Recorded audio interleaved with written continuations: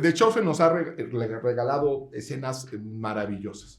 ¿Cuál ha sido la escena, tu escena favorita de filmar y por qué? You know,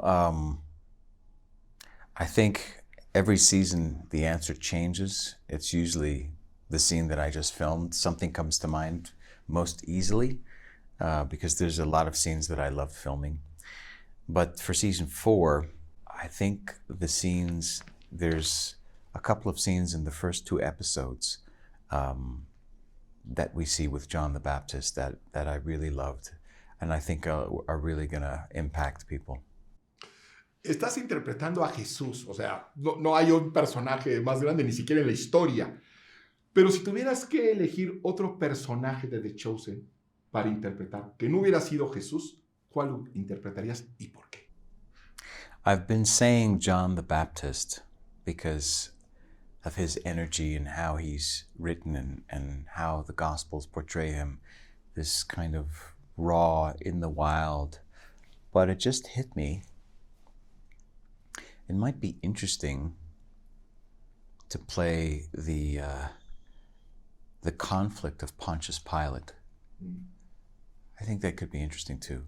I think John the Baptist is still going to be my second favorite after Jesus to play, if I were to play anything.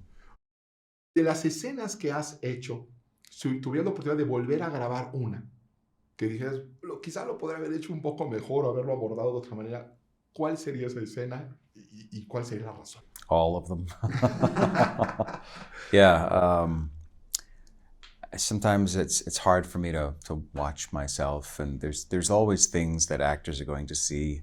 There's certain takes that we prefer that aren't the ones that get used, and there's so much that you have to surrender about the process of filmmaking. It's a collaborative effort, and so sometimes it's just better not to watch yourself at all, and then there's less disappointment potentially. Okay.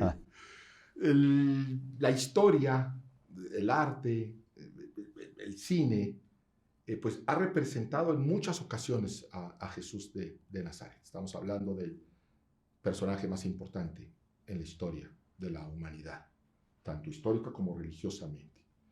Y no todo el mundo lo ha interpretado de una manera que se quede en el colectivo. Se habla del Jesús de Franco Sefirelli, se habla del Jesús de Mel Gibson, de la Pasión de Cristo. Y ahora tú has traído otro Jesús que la gente le ha gustado, que nos ha encantado. ¿A qué le atribuyes ese logro y qué efecto tiene en ti? I think time is our secret for the series.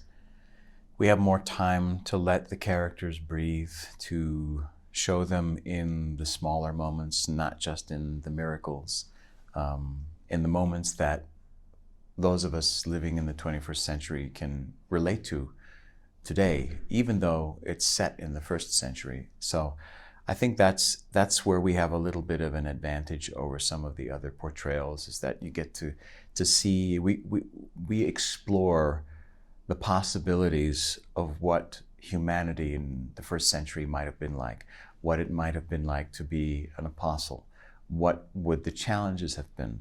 We ask a lot of questions in the design of this series, of this story, and even in Jesus's character. Well, what could Jesus have, how could he have reacted to this situation or that confrontation? Or you're traveling with 12 men and a few women, people are going to get mad at each other. People are going to have conflict. How did Jesus deal with their conflict amongst themselves? How did he deal with all of the personalities? Because they were all different personalities. So we have the time through 7 seasons to explore what that might look like. We're based on the Gospels, but we're not strictly adhering to the Gospels because we're a TV show. And that's what makes the TV show, I think, so successful, is we get to see things that we wouldn't ordinarily see in a depiction like this. And we know where the truth lies, and the truth is in the scriptures. But we're a TV show as well. So we have to make it entertaining for people and hope that people turn to the scriptures for the ultimate truth of who Jesus was. That's happening. Yes. Thank you very Praise much God. for your work, and thank you very much for this interview. Muchas gracias. Okay?